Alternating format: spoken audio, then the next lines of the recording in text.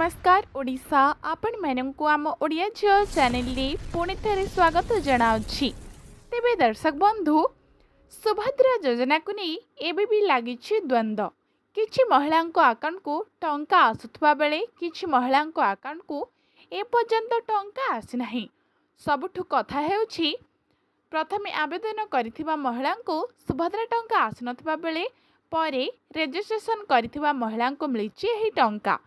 September 17 पूर्व जनसेवा केन्द्र में आप्लाय करने पर हिताधिकारी को एक रसीद प्रदान करा जायथिला, जहा आधार सेमानिक रेजिस्ट्रेशन सफल होइछि बोली स्पष्ट हो जाइथिला।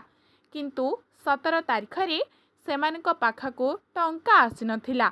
एबे सेमाने द्वितीय रेजिस्ट्रेशन करिबा जरूरी कि मिलिथिबा सूचना अनुसार सेमानकु द्वितीय थर पंजीकरण करिबा आवश्यकता नहीं। सेमानक एप्लिकेशन सरकार विचाराधीन अच्छी, तेणु द्वितीय थर रेजिस्ट्रेशन कले कौनसी फायदा नहीं। अधिक सूचना पाई हिताधिकारी मानी सरकार द्वारा जारी रहिथिबा ऑनलाइन सुभद्रा पोर्टाल रे परिदर्शन करि परिबे। सरकारी साइट रे आपनक फॉर्म रो स्थिति बाबदरी सविशेष तथ्य उल्लेख थिबो। जदि एहा बातिल हो जाइथिबो तेबे एहा रिजेक्ट दर्शाइबो, नचेत परवर्ती किस्ती तारीख पर्यंत अपेक्षा करंतु। तेबे दर्शक बंधु यह थिला समस्त सुभद्रा हिताधिकारी महिला मानक पई किछि गुरुत्वपूर्ण सूचना।